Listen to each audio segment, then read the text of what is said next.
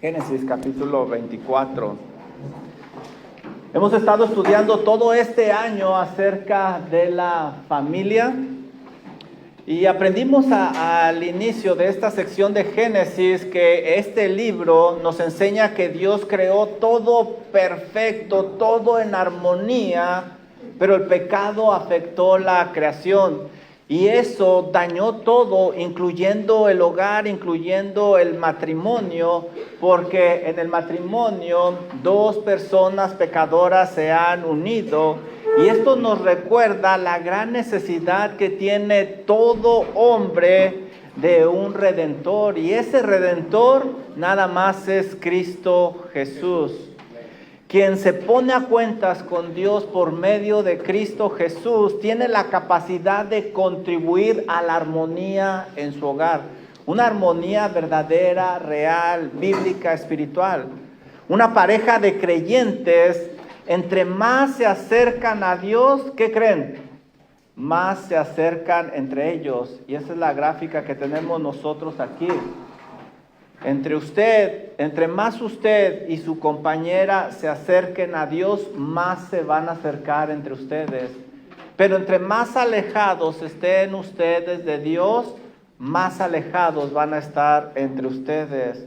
Y esto lo vemos claramente en la palabra de Dios y nos lo enseña este libro de Génesis, lo hemos estado estudiando para ver todo esto acerca del matrimonio, de las relaciones.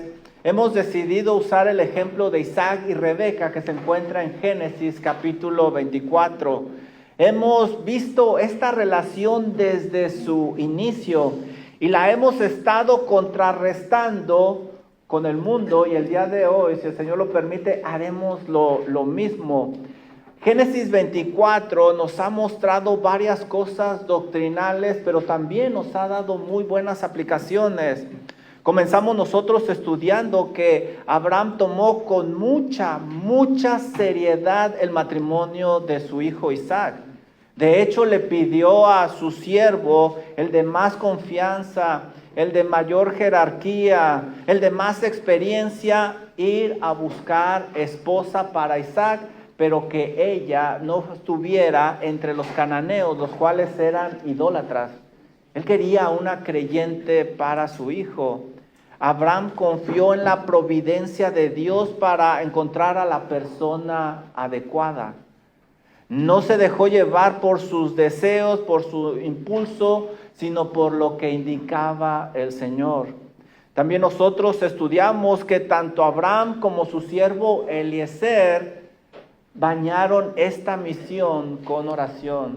Se la pasaron orando fervientemente a Dios para que se encontrara la persona que Dios había preparado para Isaac. Dios guió a Eliezer hacia esta dama llamada Rebeca, quien resultó ser una mujer virtuosa, como nosotros lo estudiamos. Rebeca honró a sus padres porque los respetó, y en cuanto entra a su casa les cuenta todo lo que había sucedido. Ella también invita a Eliezer a su casa para que pase la noche y conozca a su familia. Rebeca tenía una gran comunicación con sus padres y lo estudiamos a fondo. También estudiamos nosotros que los padres de Rebeca respetaron el deseo de su hija de casarse. Ellos le preguntaron si ella se quería ir a casar con Isaac, y dice la Biblia que no lo dudó y dijo, I do. Hasta en inglés habló Rebeca esa ocasión. I do, quiero irme a casar. En ese proceso aprendimos que los padres no le están confiando su hija a Isaac ni a su siervo Eliezer, se la están confiando a Dios. Vimos cómo oraron fervientemente y cómo Dios contestó claramente, y esto es importante, contestó claramente y les enseñó cuál era su voluntad. No había duda de que todo esto venía de Dios, y de hecho la Biblia lo resalta. Mira lo que dice Génesis 24:50. Génesis 24:50. Entonces Labán, hermano de Rebeca, y Betuel, padre de Rebeca, respondieron y dijeron, de Jehová ha salido esto. De Dios ha salido esto. No podemos hablar malo ni bueno. Estudiamos que vieron claramente que Dios había obrado en todo lo que estaba sucediendo. Esta joven, sin saberlo, estaría en la línea genealógica de nuestro Salvador Cristo Jesús. ¡Qué privilegio! Rebeca salió de su casa y no nada más salió, pero la Biblia dice que salió con la bendición de sus padres. Miren el versículo 60 lo que nos dice. Génesis 24, 60. Y bendijeron a Rebeca y le dijeron, hermana nuestra, sé madre de millares y posean tus descendientes las puertas de tus enemigos. Rebeca tenía en su sangre algo de mexicana, de hispana, porque le desearon que tuviera muchos chiquillos.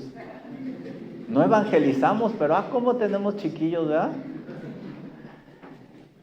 Isaac y Rebeca no confiaron en el siervo, no confiaron en Isaac, no confiaron en Abraham, confiaron en la dirección de Dios. Ambos están caminando por fe y no por vista. Ponte a pensar en esto. Isaac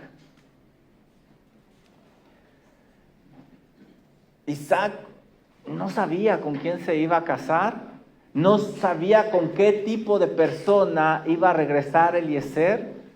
Lo único que él sabía era que Dios le guiaría y que ella iba a ser una creyente. Eso fue lo que le pidió Abraham a su siervo. Nunca se habló de su apariencia, de su estado social, de su estado económico, de su altura, de su color de piel, nada, absolutamente nada. Él está confiando en la providencia de Dios y está dando un paso enorme de fe. ¿Qué tal Rebeca? Pensemos en la situación de Rebeca. Sale de su casa, no había medios de transporte como en nuestros días. Lo más probable es que ya no vería a su familia y se va con un hombre que no conoce, Isaac. No sabía cómo era él. No conocía la tierra a donde ella iba a llegar. Ni siquiera conocía a su suegro. No sabía que lo único que ella sabía es que este hombre era de buena posición, pero sobre todo que era un creyente temeroso de Dios. Eso era lo que ella sabía. Pero aquí hay algo interesante si te pones a pensar. Tanto Abraham, padre de Isaac, como Betuel, padre de Rebeca, instruyeron a sus hijos a acercarse a Dios. ¿Te das cuenta la gráfica que te enseñé? Entre más se acercan las personas a Dios, más se van a acercar entre ellos. El pastor Bruce Blakey, algunos de ustedes lo llegaron a conocer, solía decir lo siguiente: joven, corre lo más rápido que puedas hacia el Señor Jesucristo y cuando hayas alcanzado una gran velocidad, voltea y toma la primera jovencita que veas y cásate con ella. Lo que él estaba haciendo simplemente era describir este triángulo. Corre, corre al Señor Jesús. Y si alguien va a la misma velocidad y la misma dirección, el Señor te está guiando a esa persona. No se te ocurra bajar la velocidad, no se te ocurra retroceder. Tú sigue a la meta que es Cristo Jesús. Y aquí tenemos a dos jóvenes corriendo a gran velocidad hacia Dios con la guía de sus padres, confiando en la providencia de Dios. Pero mientras Eliezer estaba buscando la esposa para Isaac, ¿qué estaba haciendo Isaac? ¿Qué estaba haciendo? Vamos a Génesis 24, 62. Miren el versículo 62. ¿Qué estaba haciendo Isaac mientras Dios obraba sus propósitos en quien sería su esposa? Dice Génesis 24, 62. Y venía Isaac del pozo del viviente que me ve, porque él habitaba en el Negev. Versículo 63. Aquí dice algo interesante. Y había salido Isaac, ¿a qué? A meditar. Meditar. Había salido Isaac a meditar al campo a la hora de la tarde. La Biblia dice que Isaac estaba meditando, pero no se refiere a la meditación de nuestros días, que es poner la mente en blanco y relajarse. Esa es una práctica que no es bíblica. La palabra hebrea que se usa aquí para meditar no es común. De hecho, se usa nada más aquí y transmite la idea de pensar profundamente en algo, reflexionar, incluso orar, es lo que dice el diccionario. Por esa razón, versiones de la Biblia como la Reina Valera 1909, en lugar de usar la palabra meditar, dice, y había salido Isaac a orar. Orar. Ahora, esta palabra es diferente a la que nosotros encontramos en Salmo 1:2. Bienaventurado el varón que no anduvo en consejo de malos, ni así escarnecedores, se ha sentado antes de... En su ley medita de día y de noche. Esta palabra es diferente porque la de Salmo significa masticar y extraer todos los nutrientes, pero esta es diferente. Él estaba enfocado en Dios, pensando en Dios, reflexionando en la voluntad de Dios.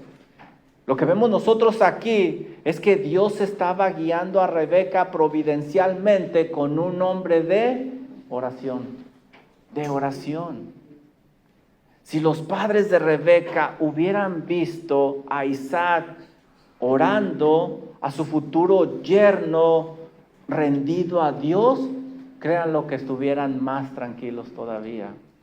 Porque eso es una muestra de la dependencia de Isaac de Dios, de su consagración, de su necesidad de Dios. Quizá en el momento de la crisis, ellos no van a poder estar ahí con su hija, pero ¿sabes qué? Su yerno buscaría una ayuda superior en oración, que es la ayuda de Dios. Qué tranquilidad, qué respiro, qué carga se nos quita cuando sabemos que nuestro yerno, nuestra nuera, son personas de oración y de comunión con Dios. Pero ¿sobre qué estaría meditando, orando Isaac? Bueno, por todo este capítulo que ya hemos estado estudiando, por el contexto, no es difícil suponer que estaba pensando en su futura esposa, que estaba meditando en este siervo que se había ido, que le estaba pidiendo a Dios que lo guiara. Muy probablemente oraba y reflexionaba sobre la voluntad de Dios para él, ahora que probablemente ya se iba a casar. Más adelante vamos a leer nosotros que también se menciona que él estaba triste por la muerte de su mamá. Él no lo sabía, pero Dios enviaría a esta persona que sabría consolarlo para que ese dolor disminuyera. Aquí Isaac, hermanos, nos da unas lecciones bien prácticas. Número 1, ¿están listos? Amén. Pues no que me habían extrañado, mentirosos. Fuera para que dijeran amén, aleluya, gloria a Dios. Claro que sí, pastor, aquí estamos con todo, siempre con todo. ¿Qué vemos aquí? Ora por aquellas personas que quizás Dios tiene preparadas para ti o para tus hijos. Ora. Ora, entre más pronto comiences a orar es mejor. También existía la posibilidad que Eliezer no encontrara a alguien y regresara con las manos vacías. Entonces también Isaac tenía que orar para aceptar la voluntad de Dios, para vivir rendido a la voluntad de Dios. Pero la lección es clara y práctica. Ora para que tus pensamientos se alineen con la voluntad de Dios. Número 2, ¿qué vemos también aquí cuando vemos a Isaac orando? Aquí vemos claramente que hay que estar en comunión con Dios antes de casarse. Antes, busca que tus hijos estén en comunión desde antes. Muchas veces aparece alguien que se les hace atractivo y es cuando aparece la comunión con Dios. Sí, cómo no. No, sin ningún deseo, sin ningún impulso, por el hecho de deleitarnos en Dios. Hay que estar en comunión con Dios desde antes. El matrimonio es complejo y se necesita la ayuda de Dios desde el inicio para escoger, para comenzar con la persona adecuada y para que esa unión dé gloria a Dios. Número 3, ¿qué vemos? El esperar debe de ser una acción activa, no pasiva. Mijo, ¿qué haces ahí en el sillón acostadote esperando a que el Señor me mande con quién casar? No, prepárate, ponte de rodillas a orar, toma un buen curso de matrimonio, prepárate. Isaac no se quedó de brazos cruzados, sino realizando una práctica espiritual que le ayudaba. No actuó precipitado mundanamente, sino cristianamente. Él está meditando y orando. Número 4, quien quiere buscar pareja, ¿saben a quién tiene que buscar primero? Dios. Ajá, exactamente. Busca primero a Dios.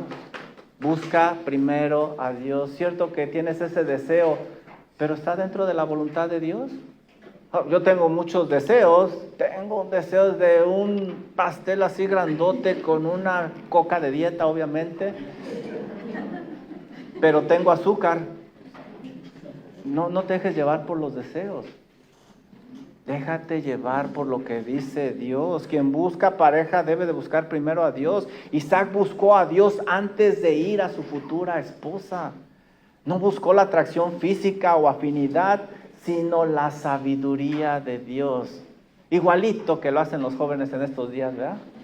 No los critiques porque tú hiciste lo mismo, no te hagas. No te hagas. Ahora, ¿por qué estaría Isaac precisamente en ese lugar y a esa hora?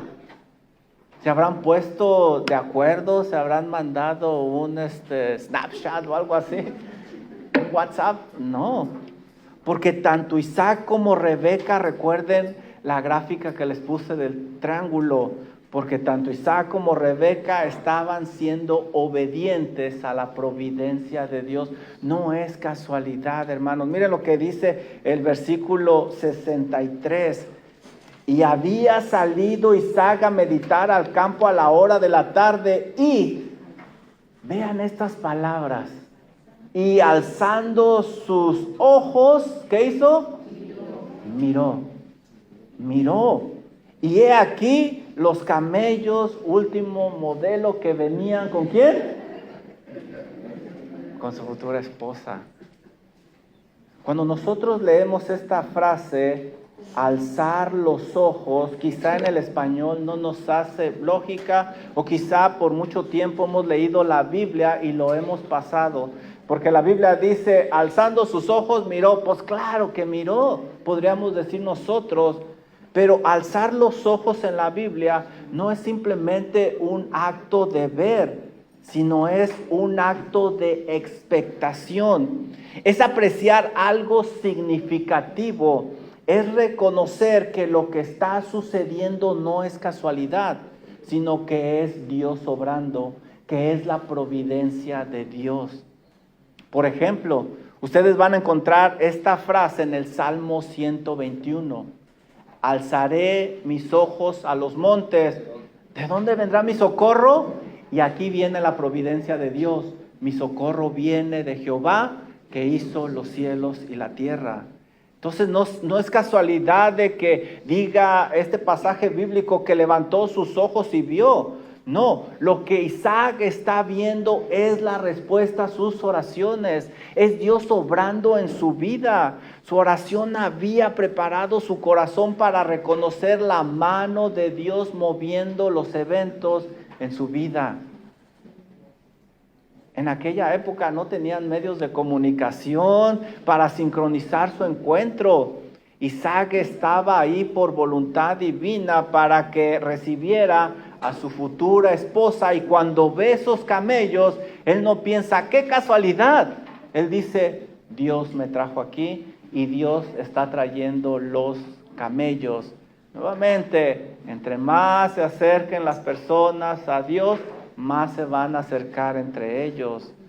Isaac, al preocuparse por su comunión con Dios, Dios se preocupó por él. ¿Lo alcanzas a ver? Hermanos, esto es Mateo 6:33 en acción. Mas buscar primeramente el reino de Dios, todas las cosas vendrán por añadidura. Así, mis amados hermanos, es como deberíamos de preparar a nuestros jóvenes. ¿No crees? ¿Qué diferencia? ¿Qué diferencia la preparación que da el mundo a sus jóvenes? ¿Qué diferencia? Ahora, ¿quiénes los preparan para buscar compañera? Los programas de televisión, las películas románticas, cosas que realmente no son la realidad. Ahora, ¿por qué estaba Rebeca pasando en ese carro precisamente a esa hora, en ese momento, en ese lugar? ¿Por qué? Porque Dios también estaba actuando providencialmente en la vida de Rebeca. No hay coincidencias con Dios. Mira el versículo 64, que se nos dice, ¿qué hizo Rebeca? Versículo 64, asómbrate con lo que dice aquí. Rebeca también, ¿qué? Alzó sus ojos. Alzó sus ojitos. Alzó sus ojitos. ¿Y vio a quién? A Isaac. ¡Qué casualidad! Rebeca alzó sus ojos y vio a Isaac y descendió del camello. Como en el caso de Isaac, no es casualidad lo que aquí dice. No es casualidad. El texto lo que está sugiriendo es que ella también percibió el cumplimiento de la voluntad de Dios, el propósito de Dios en su vida. Esto está conectando la vida de Isaac con la vida de Rebeca y su comunión con Dios. El triángulo que tenemos nosotros en la pantalla. Ambos levantaron sus ojos justo en el momento que Dios está cumpliendo su plan providencial en su vida. Ambos, en cierta forma, están mostrando una disposición para ver lo que Dios está haciendo en sus vidas. ¿Lo alcanzas a ver? Debemos de ayudar a nuestros jóvenes a ver no solo con los ojos físicos, sino con los ojos espirituales. ¿Qué sucede en nuestros días? Cuando Liz me vio, luego se enamoró de mí. Le digo, oye muchacha, tú ni me conoces.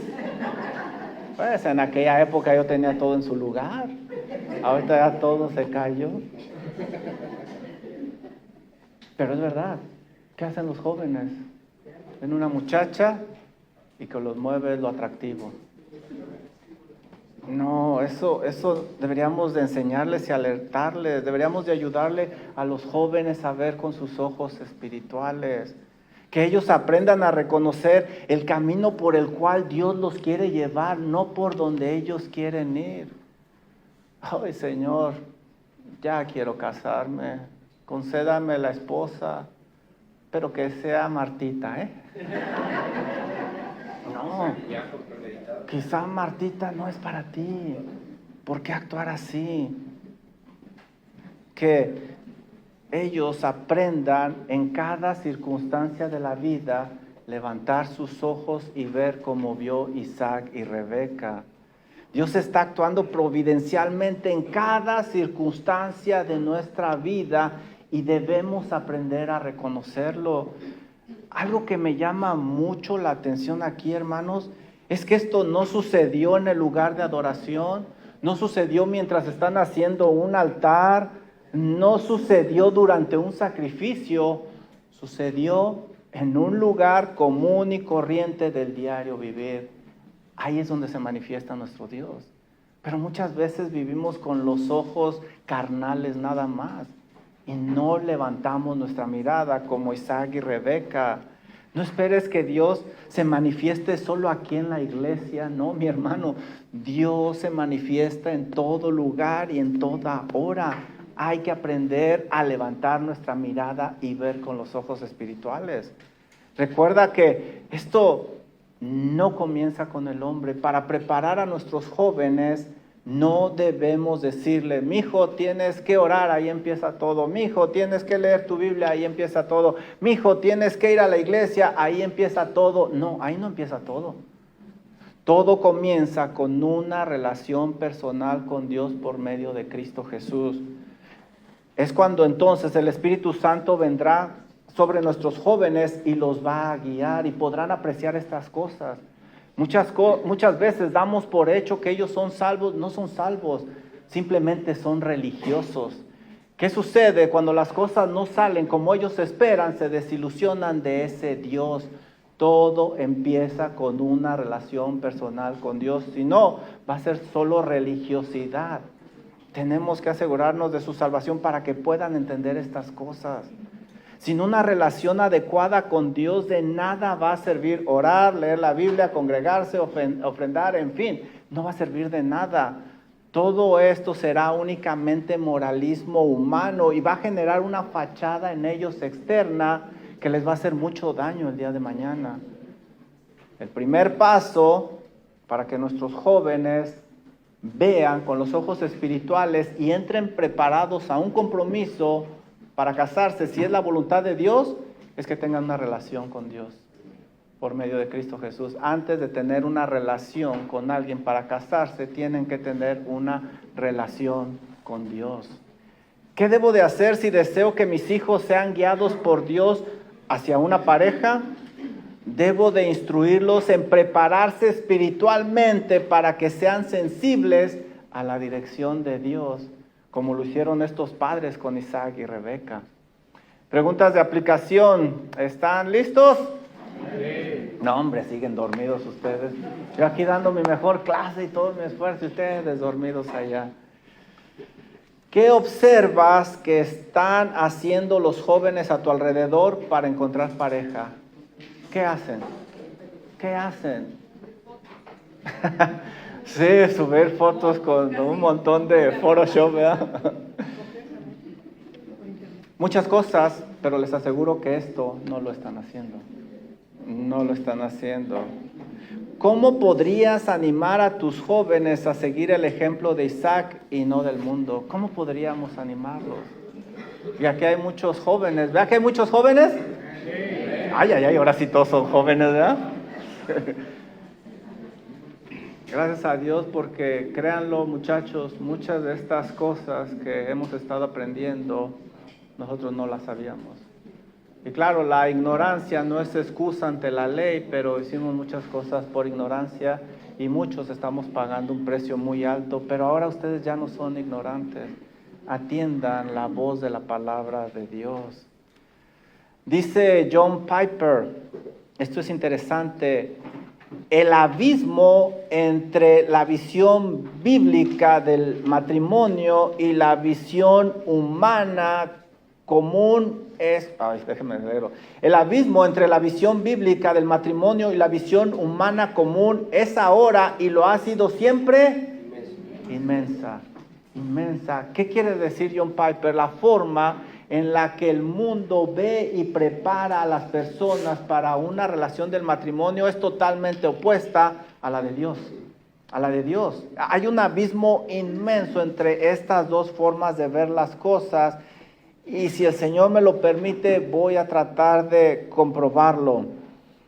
Tristemente, las cosas han estado cambiando mucho desde Isaac y Rebeca en el mundo cristiano, entre los creyentes. Los padres ya no nos tomamos el tiempo de instruir a nuestros hijos en los caminos de Dios como lo hizo Abraham y Betuel. No se toman el tiempo de enseñarles los estándares bíblicos desde pequeños, desde que su corazón es tierno y puede recibir esta información. Por esa razón, de repente llegan con que se quieren casar con cualquiera que les habla bonito. Muchos piensan que ya porque vienen a la iglesia, esa es la persona adecuada para su hijo. Pero no es así, aún dentro de la iglesia se requiere mucho discernimiento, mucha sabiduría de parte de Dios. Si está en los planes de Dios que nuestros jóvenes se casen, debe de ser con la persona que Dios diga. No con la que ellos se escojan o con la que ellos consideren que es la más atractiva. Si fuera así, mi esposa nunca me hubiera echado el ojo, nunca me hubiera pedido que me casara con ella. La realidad es que no era tan atractivo como yo creía que era.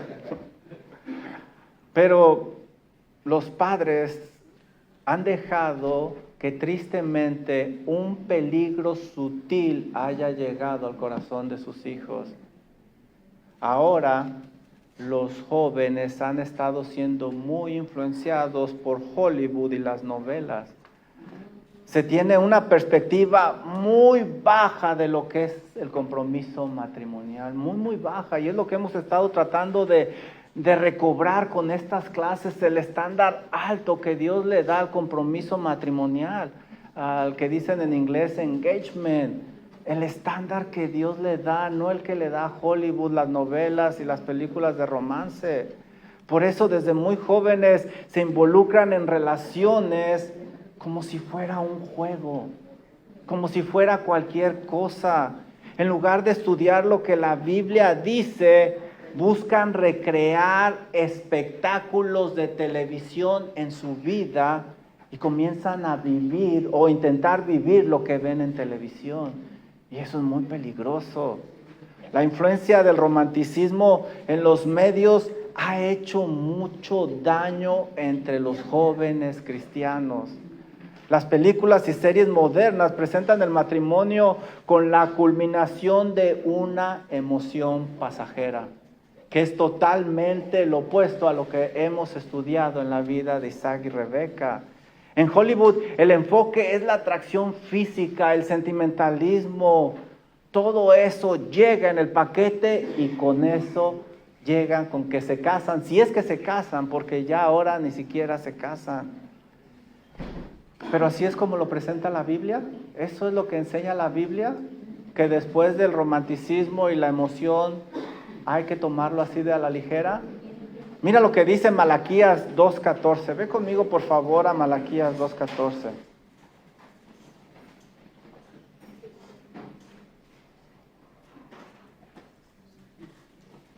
Malaquías 2:14.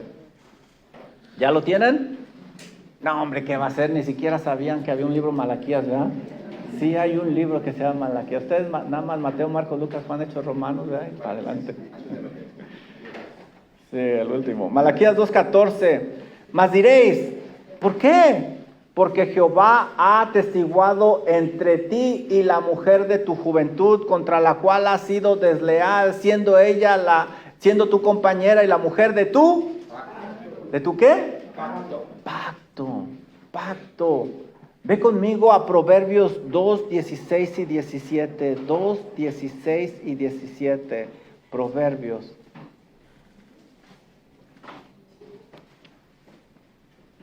Dice aquí el padre diciéndole a su hijo, serás librado de la mujer extraña. Aquí tenemos un padre preocupándose por su hijo e instruyéndolo. Serás librado de la mujer extraña, de la ajena que halaga con sus ¿qué?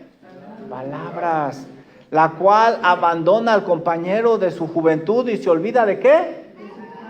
Nuevamente esa palabra del pacto ¿con quién? De su Dios. Dios. ¿Te das cuenta, mi hermano? La Biblia presenta el compromiso para casarse como algo serio que nos lleva rumbo a un pacto con Dios. Mira la diferencia. No sé si alcancé a explicarlo bien. Hollywood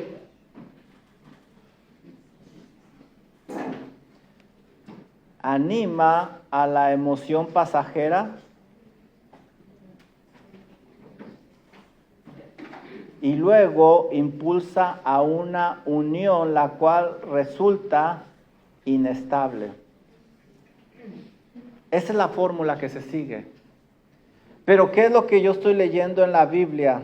La Biblia me enseña que eso se debe de pensar porque es un compromiso serio, el estar saliendo con alguien, el estar buscando casarse con alguien, se toma como un compromiso serio porque va a terminar en un ¿qué? Y no nada más un pacto con cualquiera, un pacto ¿con quién? Con Dios. Con Dios. ¿Alcanzan a ver ustedes la seriedad? ¿Por qué no debería de ser un juego de niños que nuestros jóvenes anden de aquí para allá, brincando de pareja en pareja y que su mente esté volando? Es algo serio, es algo muy serio. Ya hemos estudiado que detrás está el Evangelio reflejado. La Biblia no está en contra del romance o la atracción física, pero eso no debe de impulsar a una relación, y es lo que está impulsando a los jóvenes. Como dijo Paul Tripp en su libro, ¿qué estabas esperando? Él dice lo siguiente: el problema no es que esperemos demasiado del romance, sino que esperamos muy poco del matrimonio. El enfoque no es el matrimonio, ni esa seriedad delante de Dios, sino del romance, y se espera mucho del romance. ¿Qué sucede cuando se llega al matrimonio? Llegan las fricciones, los problemas, las dificultades. Ese nivel de romanticismo va a bajar, va a disminuir. ¿Y qué es lo que pasa en las parejas jóvenes? ¡Pum! Truenan.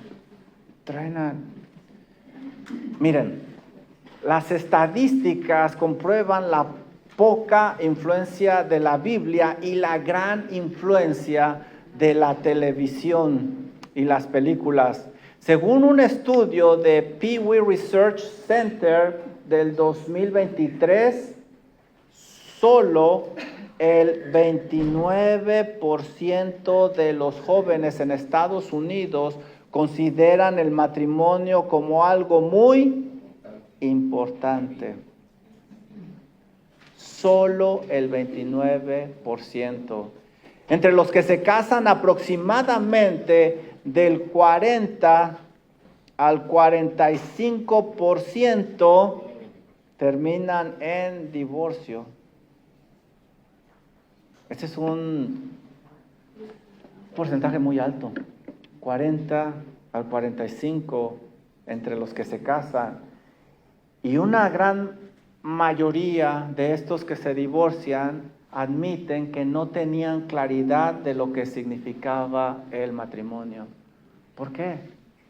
Porque la idea que ellos tienen es lo que aprenden en la televisión, que todo es romance, que todo es felicidad, que no es así. Ahora, Lifeway Research encuestó a jóvenes evangélicos y el 67% de estos jóvenes evangélicos dicen que sentirse enamorado es suficiente para casarse. 67%, estamos hablando que la encuesta la hizo Lifeway Research, lo cual muestra la influencia de la televisión, los medios de comunicación sobre una visión romántica y superficial del matrimonio.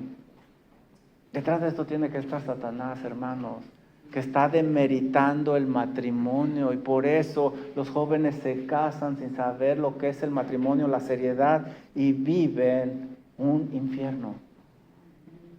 Es común escuchar en consejería bíblica a parejas de jóvenes admitiendo que ellos pensaban que su relación iba a ser diferente, que iba a ser lleno de emoción, de romance constante, de viajes y todo eso. Pero la realidad es que confiesan es que ellos no estaban preparados para los retos que iban a presentarse en el matrimonio. El consejero bíblico Jay Adams lo expresa con mucha claridad con estas palabras: el matrimonio no es un refugio de problemas, sino un campo de entrenamiento donde se aprende a glorificar a Dios. Es el campo de santificación progresiva. Ahí es donde nos moldea el Señor. Si pensamos que todo va a ser paz, tranquilidad y felicidad en el matrimonio como nos lo presentan en la televisión, Estamos viviendo una fantasía, no es así. Ahí es donde Dios nos humilla, nos enseña a amar a nuestro prójimo, aún en circunstancias complicadas, y depender de Él en medio de la necesidad. El peligro de ser expuesto a contenido romántico y sensual puede ir más allá. Y es que un estudio de Rand Corporation dice lo siguiente: los jóvenes que se exponen a contenido sensual tienen el doble de probabilidades de enfrentarse a un embarazo adolescente que aquellos que están expuestos a poco contenido de este tipo. Quien ve contenido sensual que les despierte todo este mundo, tienen el doble de la posibilidad de experimentar un embarazo no deseado. Esto sugiere que lo que consumimos en la televisión no simplemente es entretenimiento, sino que moldea expectativas, decisiones y a veces trae consecuencias graves, muy graves. Los padres debemos de capacitar a nuestros hijos y deberíamos de protegerlos de esta corriente cultural que les está dañando su mente y los está alejando su corazón de Dios. Debemos de pedirle a Dios que nos dé discernimiento y sabiduría para detectar si nuestros hijos realmente están viendo ese programa o esa película en una manera que no les cause daño. Cuando se ve una película romántica o de este tipo, ellos deberían de tener en mente que eso es como una película de superhéroes. No es real, es ficticio. Pero ellos terminan creyéndosela, como aquellos niños que se ponen una toalla y se brincan del segundo piso porque creen que es Superman. Lo mismo sucede con nuestros jóvenes.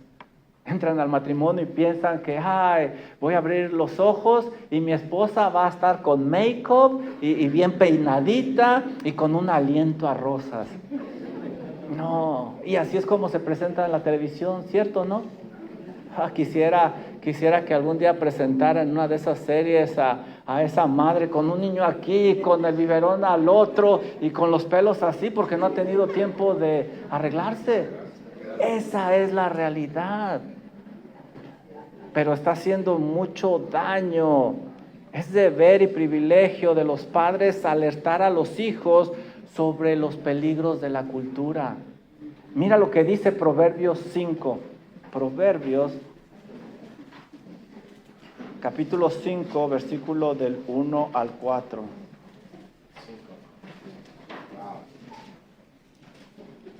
¿De quién es responsabilidad? ¿De la maestra de la escuela? ¿Del maestro de escuela dominical? Sí. No, no. De ustedes. No, sí. Mira lo que dice: alumno mío, está atento a mi sabiduría. ¿Dice eso? Hijo mío. No, es tu responsabilidad. Hijo mío, está atento a mi sabiduría. Y obviamente se refiere a sabiduría divina. Y a mi inteligencia inclina tu oído para que guardes consejo y tus labios conserven ciencia. Porque los labios de la mujer extraña destilan miel y su paladar es más blando que el aceite. Mas su fin es amargo como el ajenjo, agudo como espada de dos filos. ¿Quién instruyó a este joven? Los padres. Ustedes deben de enseñarle a los suyos. Predicadores de la palabra de Dios dicen lo siguiente al respecto. Por ejemplo, Charles Spurgeon: el amor que descansa solo en emociones es como un fuego de paja. ¡Pum! Rápido se apaga. Arde intensamente por un momento, pero de pronto se apaga. Esto es muy común. Lo vemos muy comúnmente. Se quieren casar y no, hombre, mueven cielo, tierra y mar. Pues como no, están bien anestesiados.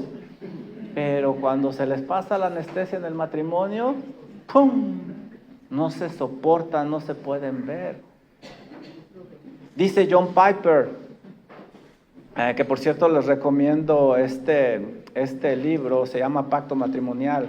El matrimonio no se trata principalmente de permanecer enamorados, se trata de cumplir el pacto ante Dios.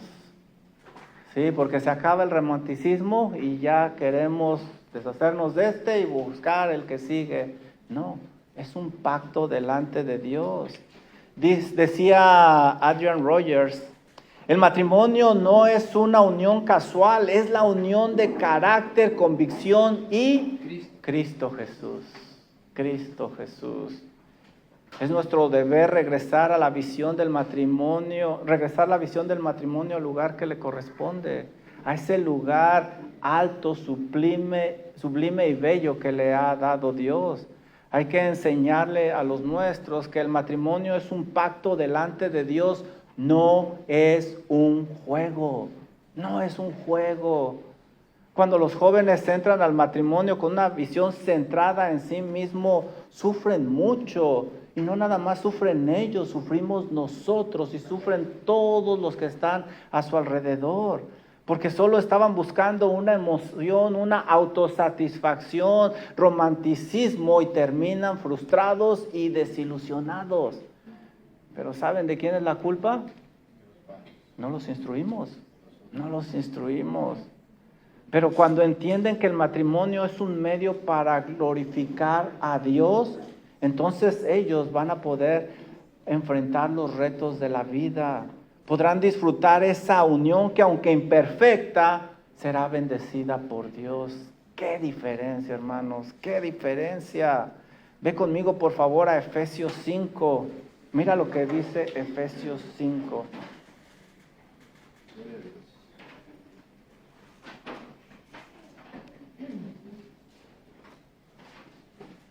Versículo 22.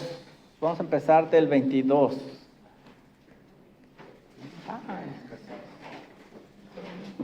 Y voy a resaltar algunas palabras que dicen aquí para que captemos que no es un juego cuando dos jovencitos están intentando salir juntos para dirigirse al matrimonio. Efesios 5:22. Las casadas estén sujetas a sus propios maridos, ¿como a quién? Como al Señor, como al Señor.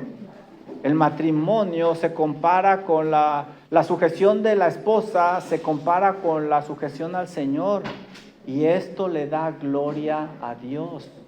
Ahora vean el versículo 23. Porque el marido es cabeza de la mujer, así como ¿quién? Cristo es cabeza de la iglesia, la cual es su cuerpo y Él es su Salvador.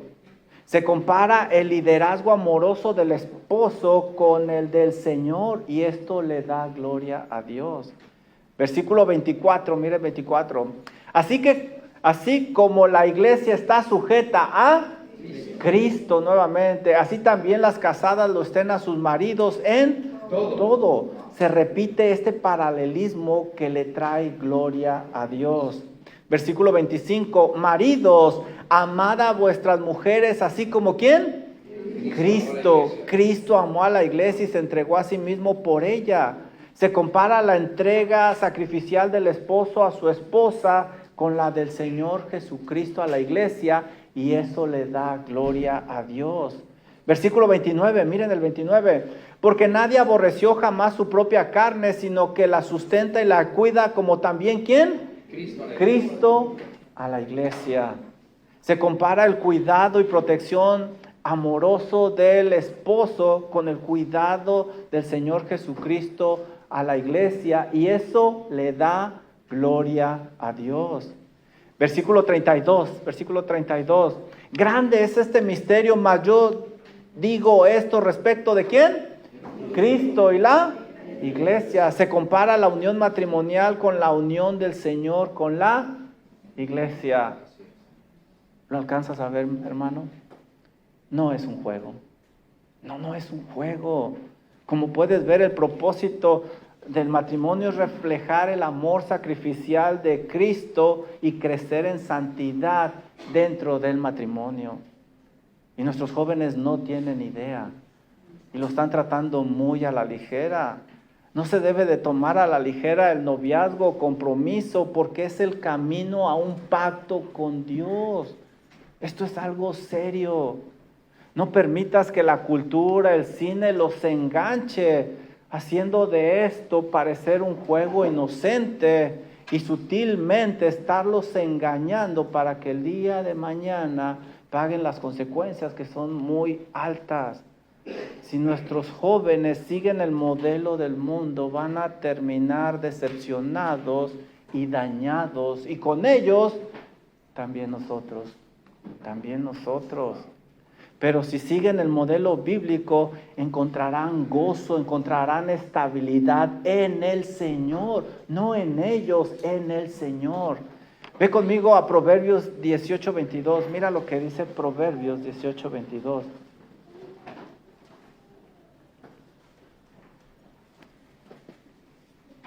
Proverbios 18:22. El que haya esposa haya el bien y ha alcanzado ¿qué? La benevolencia de Jehová. La benevolencia de Jehová. Este es el modelo bíblico. Proverbios 19:14. Ahí a la vuelta. 19:14. La casa y la riqueza son herencias de los padres, mas de Jehová la mujer prudente. Este es el modelo de Dios. Cuando hacemos las cosas a la manera de Dios, este es el resultado. Esto explica la gran cantidad de matrimonios frágiles en nuestros días entre los jóvenes y aún entre nosotros.